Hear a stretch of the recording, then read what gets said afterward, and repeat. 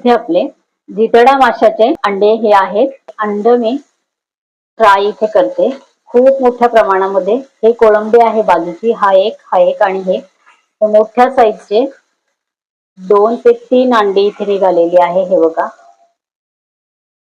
हे एक अंडच आहे, हे पण आहे आणि हे पण अंडच आहे.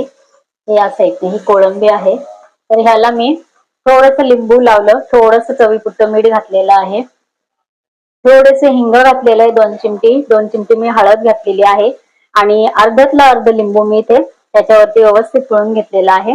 आणि त्यामध्ये त्या 2-3 कोळंब्या आहेत मोठ्या मोठ्या, व्यवस्थित मी मिक्स केलं. 1-2-3 मिनिटं ते बाजूला ठेवलं आणि त्यानंतर इथे मी फ्राय पॅन वरती थोडस घातलेलं आहे तेल, अगदी 2 टीस्पून आणि 2 टीस्पून तेलामध्ये हे फ्राय केलेलं आहे.